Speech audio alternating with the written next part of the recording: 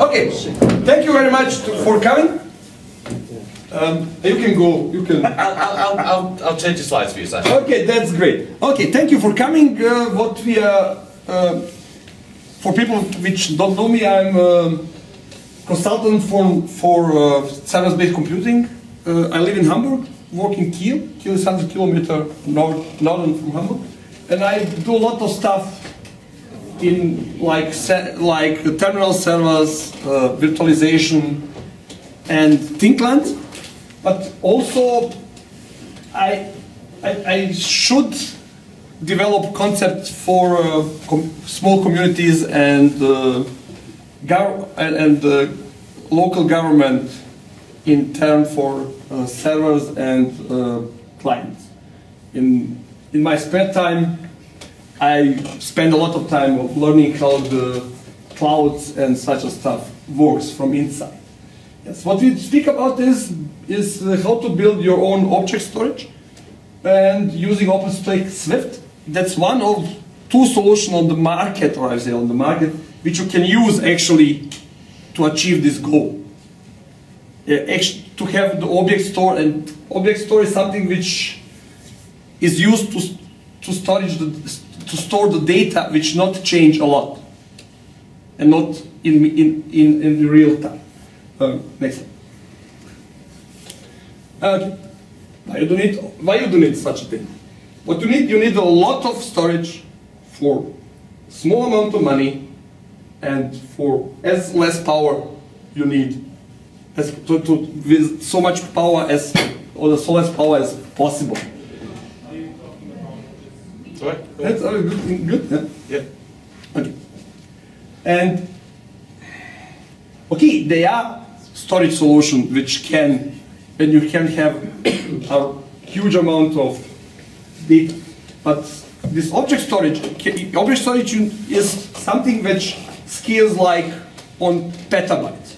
You have petabytes of data, and that will cost you, when you count on 3 years, like 10 cents per month, per gigabyte, or less. Depends how your internal processes are. The next. Okay. What is object storage? Actually, when we speak about block storage, that's what we have in SAN. It's a connection between the server and the storage. It goes always on low level computer bus interface. That can be SCSI, it can be fiber channel, but it's low level interface, and you are, how to say, you are talking on the other side, on storage side, with the blocks. In file storage, like NAS, is distributed file system which provides you your connection to storage. In object storage is always user-based. Can be automated, but it's always user-based. It's always from user session to storage, and goes only over HTTP protocol. That's the main difference between block, file storage, or object storage. Of course, you can put off top of it, how to say, you can on top of it you can put software which will act as a file service, or it will act even as a block storage. But in normal way, an underlay is always user-based or HTTP interface, or always to do block storage. Next slide. Okay, for which kind of data is this good? Normally for normal documents, for geographical data, which don't change a lot normally, if you don't have such kind of natural catastrophe like New York.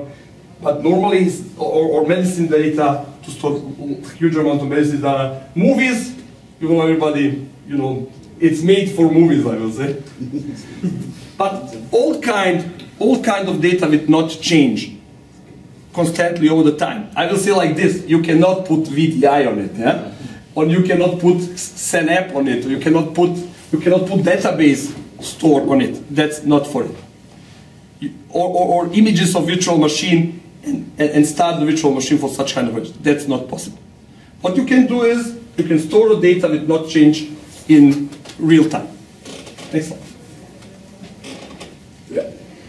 Okay. There's something to be aware of it. Yes. And first is if you used to get this program installed like next, and done, it's not something for you. It's a bit complicated to get it work. Actually, the storage part less, but the part with the user, how to say, user control, no control, interface.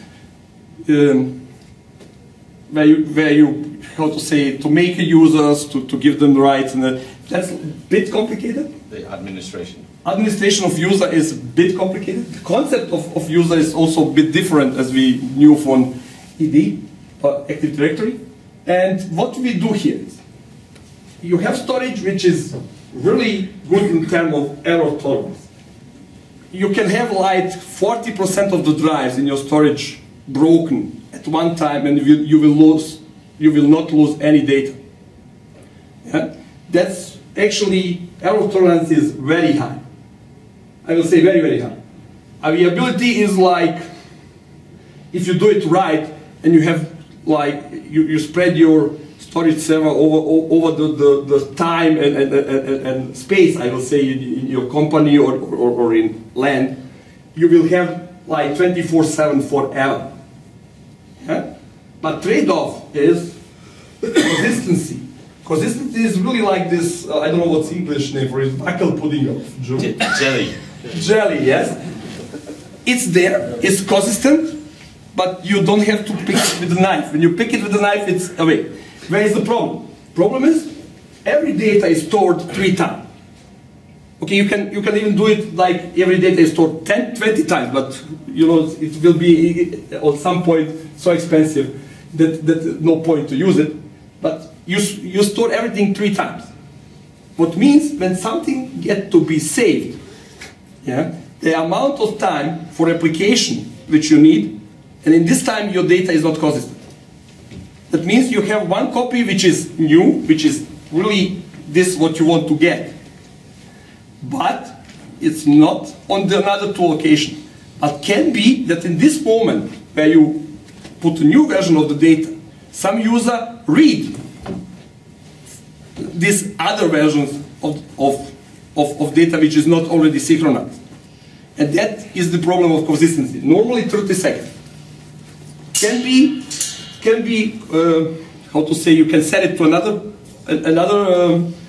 value, but normally 30 seconds consistency is normal. But when you use this at Amazon Cloud, when you use this object storage from Amazon Cloud, it's the same way. There is also inconsistency. They not say to this, but there is consistency in it. Okay, the next slide. Okay. How we come to this is we had actually one customer which has a problem that he has no money, as always is, but he wants to store like 150 terabyte data now, and likes to store actually some about petabyte. He stores the data already, but the data is the flight, you know, the airplane fly over ground and make photos. What they do now, they have USB drives, and for every this flight, they have few USB drives and they pick it somewhere. But sometimes they need it, yeah? And then when they need it, they search catalog where the drive is. That means they really don't need very high availability. Okay, they want to do it of central place, not with this USB drive. The problem is, the best solution, or the lowest price that they get till now is 2.3 million. Yeah, and that's not the money they can give. What we speak here is 30 to 50,000 euros, which they can spend on it. And more is, that's the limit. And our problem was, if they say, okay, we do this object storage, what you want, our problem is we never did it, and then we say, okay, we make a lab and we try to get it run. That's how I come to it. And our setup was, we put like our object storage service. Of course, we need something which identifies our user, and we need some kind of web interface to come to it. Actually, that's part of something bigger. Next slide. Actually, what we use is the last version of OpenStack. It's called Folzo. And when you see that's actually complete cloud stack, when you use OpenStack, you can do you can make same service as Amazon did. Actually, is the Why choose OpenStack over CloudStack? depends. Okay, I must say the development is a lot faster here. I say conceptually, when you look at concept, the overlaid concept is actually this the place to be actually. Okay, and when you see how much things are developed, there is the best place. Normally, as other product, you should do this which you are comfort in, and look what your user case is, and then when the user case says, okay, that feature set that we need is CloudStack, and we use CloudStack. Okay, CloudStack is actually Citrix, was always Citrix. Yeah. Citrix was the company which drive CloudStack, and at one point of time they buy it. And okay, and that's also a problem, because this OpenStack is forced by NASA actually, and NASA, and Rackspace. Rackspace is actually the company which was behind the development most of the time, but they have contributors from all possible company you can imagine. Okay, that's the new version. I give you a short overview. I have to keep it very short. Actually, what they really, this is the core part. This is the compute part. Can be from kernel virtual machine or like Xen, which is actually the Xen is like a standard setup, not Xen server, Xen, clearly Xen. And you have, but you can have also VMware, you can have Xen server, you can have Hyper-V, it's possible, but productive setups are normally made with Xen. And test setups with kernel virtual machine. You have, as you know, that's for Amazon. When you start the virtual machine, the host goes everything on the block storage. That means every machine which runs in such kind of environment will also block storage, which is attached here. Can be like center. Normally setups in lives are mostly in Exenta or some other vendor. But that's not the main part of storage you really need. That's actually only for the machines which are running. Okay, the images of the machines are on one imaging service. An imaging service is like, an imaging service stores the images in the object store. And then when you start machine, they will be copied over imaging service, and then will start in the in block storage you have. They have also the networking setup now, and two main components is Keystone, that's identity service, that's for all of these services, identity will be made with Keystone. And you have dashboard, which is actually the web interface. That's where the people come in. Administrators in same way as the users, but not with same rights. It's browser based. Very important, every browser is supported. Only one thing to me, this whole thing is automated through the components. And that's the main part of it. That's when somebody comes to web interface and log in and says, I want to have 200 gigabytes of data. It's no problem. That he gets billing and everything what comes inside us. Everything can be automated and must be automated. That's the sense of the cloud service. When you want to build cloud service, everything should be automated. Nobody will call, no fax, no fax contracts that say, please give me. That everything goes over web and everything over interface. And that's what CloudStack provides you actually. Next. But come to our setup. Okay, that's what we do. We build like one server for a dashboard, one server for a Keystone, and we built like six. We had 6 servers for the storage itself. The reason for it is you can go to the next slide. That's how it actually is. The people have their laptops, they authenticate they have 2 choices how to come to storage. They can authenticate or AP, we say API, and can direct to the storage, but they can also authenticate over web, and then over web interface they will get authenticated, and then over web interface goes to the data will go over web interface to proxy, and you get data over web interface. That's to you. And that's the part with the authentication, and the storage itself is built from one proxy server and the storage node. The storage node must be, they must have 5 zones. That's actually the main point of Swift. All servers must be in 5 zones. That means when you have 5 servers, you have 5 zones. When you have 6 servers, then you have in one zone 1 server more. When you have 100 servers, you have 20 servers per zone. And that works like this, that if 2 zones are away, that will still work. If third zone is away, goes automatically in read-only mode. This means you must have 5 zones. And this proxy server is actually not really proxy server what we know for each HTTP. Yeah, HTTP. It's actually the connection at the end goes directly to the storage. It means there are no data which goes through this. It's more like Citrix web interface. There are no data which goes through the session as such goes not through web interface, it goes directly to the host. It's actually the same topic. One really important part is the time. Because every stored data is on 10 steps, and that means the time must be on all servers in the process must be the same. And it's very time critical. Is the proxy something like the broker for the data requests? Yes. 2. Okay, we go to next slide.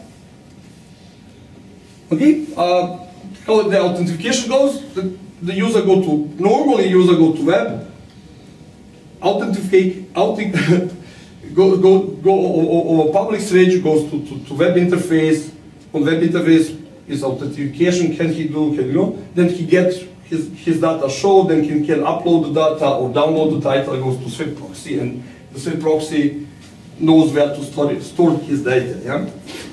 Okay, by AP, he has some kind of Explorer plugin, or for example, Amazon S3 plugin works as well. Goes to the proxy, and then the data goes to the proxy and back. It's actually simple. I must say not so simple to implement at the end, but it's simple as a concept. Okay, the next slide. Okay, what Keystone do is actually, the concept is a bit different. Everything is project actually. Tenant is, I'm not really English speaking, what it really, I don't know what it really means, but as a concept, it's like concept, everything it has a project. And every project has a users, whichever roles. Can be administrator, can be a normal user, or unnormal user, call it this. But very important, all the services must be defined. Every service which you want to need from these all services which we have as a cloud service, and you have service endpoints. That's web addresses of the services where you can achieve them. And that's a bit different to get through. What is a service? What is a service endpoint? Actually, service is like Swift. Swift is service. And endpoint of it is it's actually the web address from the proxy. That's actually. But everything of this must be defined, and that costs us actually the most time to set up. That we need almost 1 day only to set up user to start with the web interface to get new users. So that was the main challenge actually. Okay, come to proxy. We have it as I said. Very important, all servers, one time. Time service is not optional, it's must. We built like we had 5 servers, we have 5 zones. And it's like you see 2 switches, one switch is public switch. That means all users come from here. And storage switch is not, you cannot come to storage switch outside of network. It's only local network for the devices. Okay, next. Okay. The data is coming. Okay, what's happening with the data? When data come in, okay, first, okay, we'll come to the one of the servers. Normally, for the servers where the less, how to say, the not so much storage is already used. And then, through the replication, the storage will come to the two other servers with the same thing. Okay, I have the next one. Okay, the same thing. You can replicate. And what you see here is when you lose two servers, doesn't matter which two I lose or two zones I lose. Huh? The data is there. When I lose three, can happen that I'm lucky, but also can happen when these three are away, that I'm not lucky anymore. And that's important that as I said, three zones, and every time the data will replicate it to different zones. That means when you have 200 servers, and that means 40 servers in the zone, data in first zone will be saved in one of these 40 servers, but no more data will replicate it to this in same zones, or they all will be replicated on another zone. The zone as such can be everything. It can be geographically, can be like a rack, can be a different part of the building, can be actually, you can put all servers on the same place. It's also possible. But they say the best solution is when you have 5 zones on 5 different brand for fire. Fire. Sorry to interrupt you. Which component is taking care about the replication? All, actually. So who does replicate, in fact, the file which has been stored to zone 1? I will come to this next slide, how it really works. Yeah? Now we are on the first slide, we are conceptually, we can go, I don't know where the next slide is. Yes. Okay, how it is made. For people which have a laptops on it or pads, the concept which we are speaking about is consistent caching. That concept is like 20 years old now, and that's one concept how to make caches. When you do hashing, when you make hashing normally, and you change something in your table, normally you must change the whole cache table must move. When something deleted or something new comes, you have changes to the hash table. The guy from MIT took a little bit, and what he found out is when you organize the hashes in the ring, then you had only to move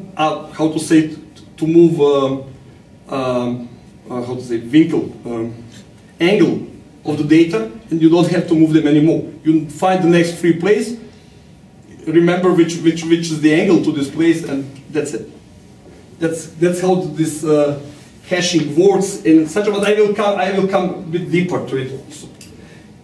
What we have there, on the Swift proxy, the Swift proxy did. Swift proxy servers, and on every node we have 3 services. We have account server, we have container server, and we have object server. And all of these 3 processes rely on this on the hash, which is object ring, container ring, and account ring. They are represented through 3 binary data. We will come to this I think in a minute. Object server is where the objects are stored. That means files, what you put in it. And object server has a list where the data are, and which devices are stored. Container server don't know where the data is stored, but he has a list of objects and list of devices. That means he knows what objects are there. And account server do the same as a container server, but he knows what the objects I have, what container I have. Container concept is like bucket from S3 from Amazon. This, for the people who knows it. The container data, container and account server data are SQL databases, which are part of replication process. And the data as such are stored in the hard disk on the machine. It's regular files. Yes, as a regular file with hash, but regular files with some hash hash, but you cannot read them. You must, I must say, you don't know what the files are. Is there a meta file created for every object? Yes, I will come to this. It's hash. Yes, good. Next slide. This question is good. So, how the ring works? When you look at one small part of the ring, they are divided in partitions. That's very funny because when you read the documentation for it, it's funny that sometimes they call partition as a part of the ring, and sometimes they call partition like partition of the hard disk. This actually is device. It's not 100% consistent, but getting better, I will say. Okay. Partition is this ring as such is actually database and configuration file in the same. It's actually a funny concept, but on every partition you have the hash number of the object, which is stored inside, and the target, or how to say, the place where it's stored. For every zone, yeah, you have different partition, and you have like 100 times too much partition, and you will have devices at the end of your storage. That means when this number of partition is too small, that will limit your possibility to grow. That's also very important. You must know how big you can grow. Problem is, when you have too much partition, the overhead is bigger. You must find the good value. In production, they use like 2 and 18 on the. Well, 2 to the power of 80. Yes, that's the normal value. Okay, the next. And in the practice, what you do is what you have to need, how much partition you will have, how much hard disk you will have, the time of replication, how many replication you will have, and time in hour where the replication cannot, when one replication is done, how long you must wait for the next replication. The reason for it is when one data is replicated and something's gone wrong, what you don't want is that be replicated again. Is the HCL really small for this? Again? Is the HCL really small for this? The hardware compatibility list? No. We use normal hardware. Really, I will come to this. I will come to the installation of hardware. You use commodity server. That's actually you use commodity server as normally in production 24 hard disk processor, and you use normal Linux to install it. But I will come to this. What really happens is with the self-ring builder, you build 3 rings. That's a binary data which you have to supply to every server. Actually, I will come also to that part as well. And what you have to give it, the potence of what is this? That's in Germany is potence. Fire potence. Power of 2, yeah, which fits the end size of how many hard drives you will have, and how many replication you want to have. Normally it's 3, and time in hour, where you don't want to have double replication. Okay, that's what you have. You have these 3 binary files, and these binary files must be on every server, on proxy, on every storage node you have. Doesn't matter how many nodes you have. And the biggest, this server don't know of if this file exists here or not. He presumes is it. But you, as administrator of such a system, you must distribute this file. And the best is to have automatically way to do this. But that's very important, because if you have a wrong file, sometimes you can screw your data. That's actually the message. But normally, you change this data every time you put more devices in it. Every time you put more devices, you must change this ring, this ring file. The next slide. Okay. Okay, now we have some idea how it works. Question on it? Okay, the next slides will show how to build it. Yeah? I hope it's right. Okay. For proxy node relies on network connectivity. That's actually the most important part. In production, they say that you can even have a small installation with 1 gigabit network card.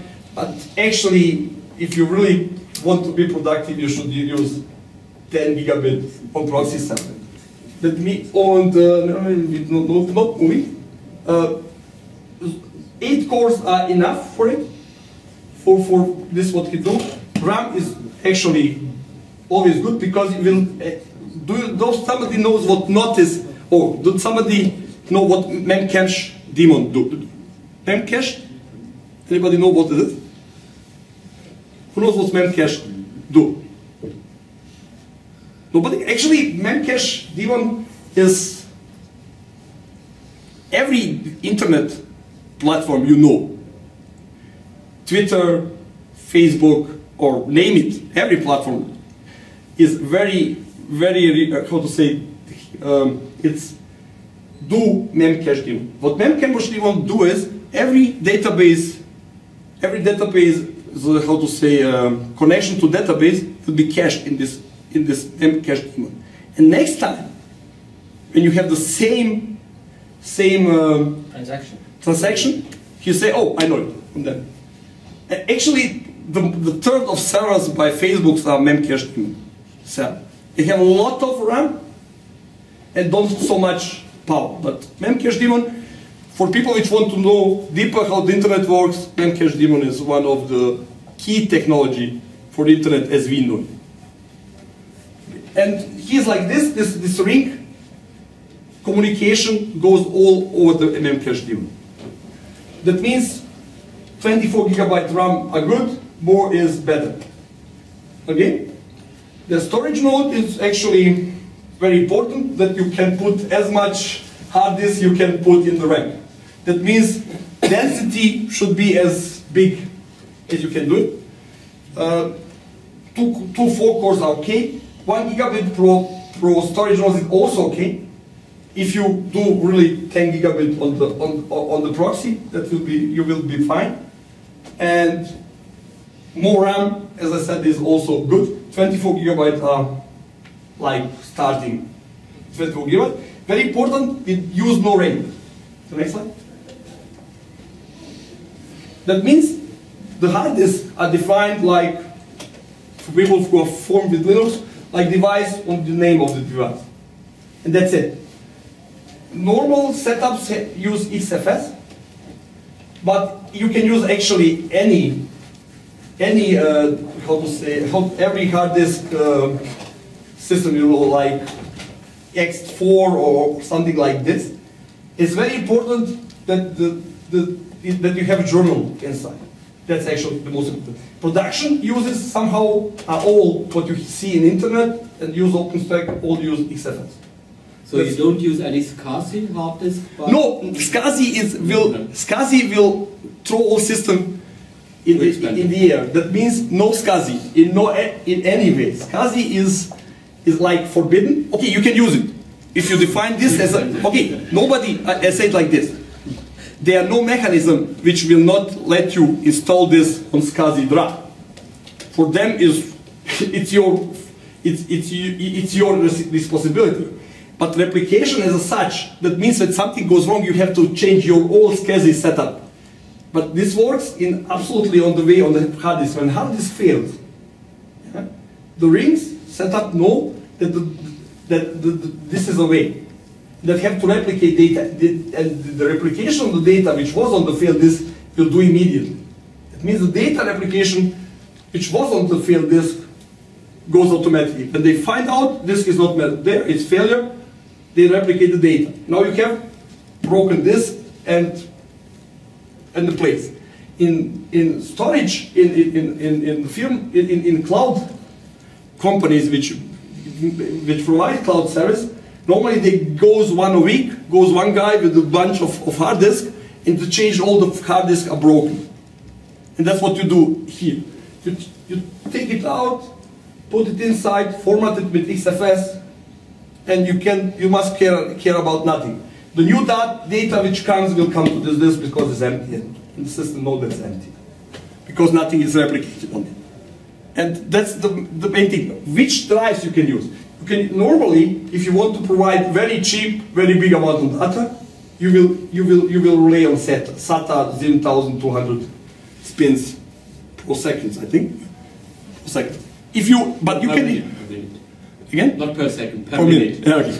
But you can use even faster storage. It's not forbidden. And if you need more throughput for your data which you store inside, you can use also the fastest drive.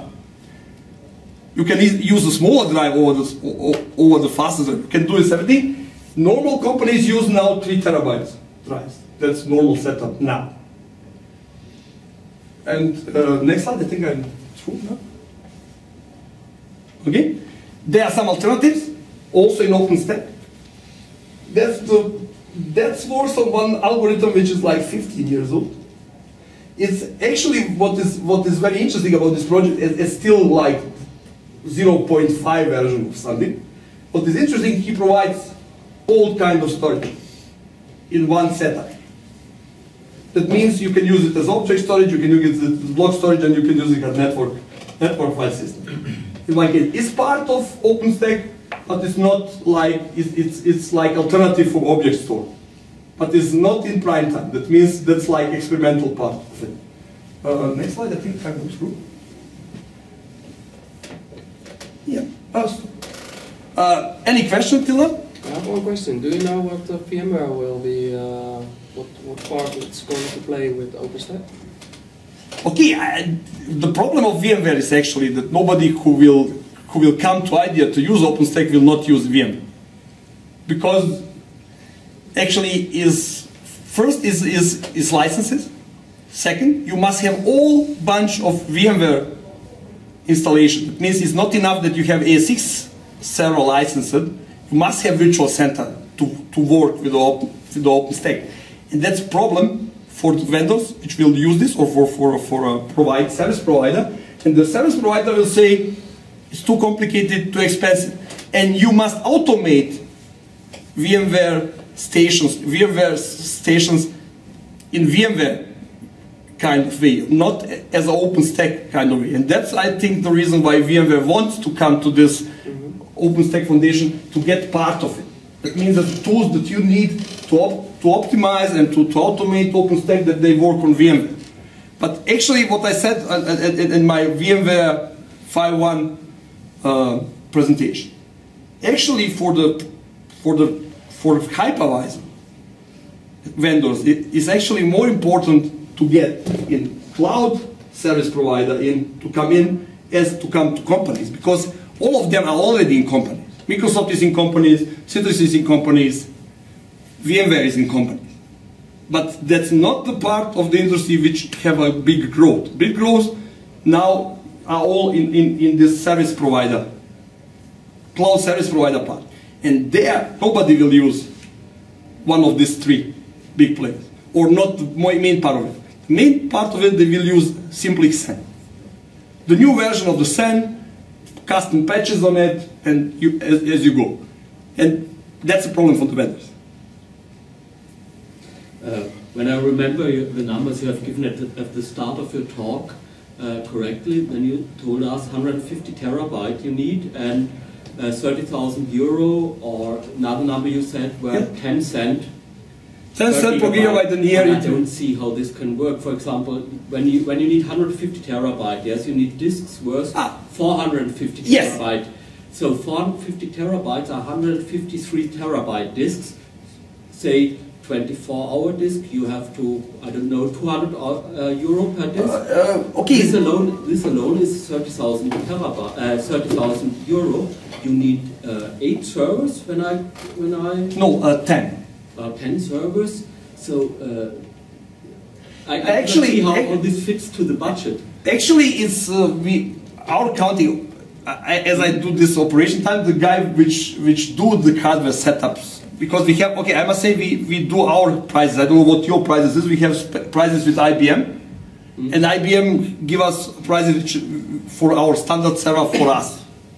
And he counted, that comes like 9.5 cent per gigabyte per year with the electricity and everything what he used. The 10 cent? 9.5 cent per gigabyte and year. And month, no, sorry, and month. A month, okay. And that's the 30,000 euros you said. This is the. That's what they plan to give for it. They can. That's what they can. For invest or per. To invest. To invest. Yes, exactly. And this was my question. When you have already 153 terabyte disks, and you cannot buy consumer. Okay, disks. you buy the cheapest disk from IBM that they can provide. They are not 200 euros. I don't know the price, but they are under 200 euros. It's not. I think they are about 150 something. Okay, then you have 15,000 and you have left 15,000 for 10 servers. It's actually not. Actually, it's not so impossible. As I said, it's proof of. It was actually for us was proof of concept to get there. Yeah, can we get there? Can we get this work?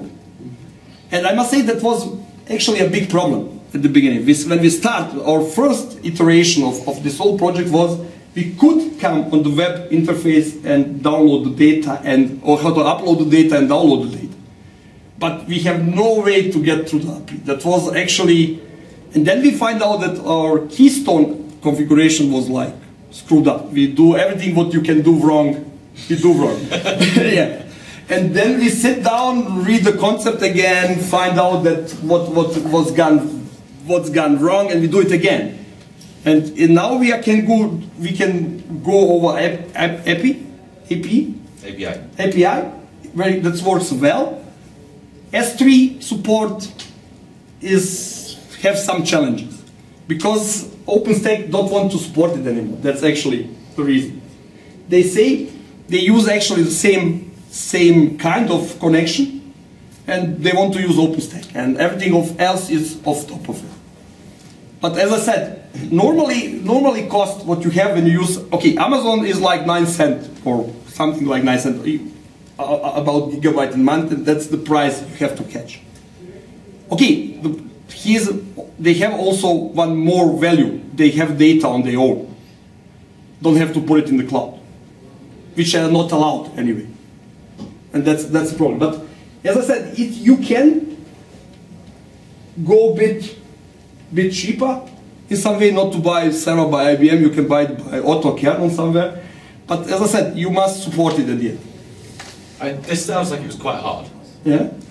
If somebody came to you back at the beginning of this project and said to you, Sasha, do you want to make us an on-premise cloud storage using OpenStack? Would you say yes or no? I will say, okay, possible. Now I say I was wrong. At the end, I will say I was wrong. Really, it's a lot harder as you think. The people which write the documents, they all work for Rackspace, or for NAS, for NASA, or also, these people are real professionals who do all the day only this. And they not bother a lot, do you understand the underlying concept or not? For them, they wrote it down, looks easy, but it's really not. I must say, if you want to do this, you can buy consultancy by Ubuntu, Canonical? Yeah. Canonical has such offer where they can build your old cloud stack in the box in 3 days, and you paid for this only 3 days consultancy. And they show you how that works. Normally I would do this after I try it myself, because then I know what the question are to ask. But you can buy consultancy on to use this. I would say for data setters in the companies, it's a matter of time, maybe not 5 years or 10 years, maybe 15 years. It's a matter of time they have to provide cloud services as the Amazon or Microsoft or other companies do. Question is, did they can or not? If not, I will say the private company will move to Amazon or to other vendors or service providers. And okay, for me, it's actually. No, you do not want to interrupt you. Okay, for me, it's nice technology. I'm interested in technology, and as he says, I thought it can be possible. When I start and when I finish, I will say it's actually a lot of work. And I put a lot of my private work on it as well. That means at night sitting and trying to find where the error was. I have a question. Why do you use an object-based storage system with a cloud system if you want? I think the company wants it on their own environment. Yes. Not on the internet, is it correct? Not in the intranet. In the intranet. Yeah. If you look at the price and the budget, why do you not use something like working with IBM with the IBM scale-out open file services or something like this, which putting maybe 10 terabyte of disk storage and putting the rest on tape, and because okay, they don't want tapes on any kind of tapes. They don't want tapes, and the question is they want. Okay, we also check what I missed to say. We also check with application. They have application which relates on this data. Today is like this. They start application and they say where is the chart, where is this map of which we get from, and they bring the disk and they say okay, it's here. Yeah. But application could also directly goes to the storage if we do such kind of coverage. Yes, I do not mean tape in case of backup. I mean tape in case of online storage. Yeah, but still, they don't wanted. They wanted really hard disk. That was the. I don't know why they do it, but they want really hard disk.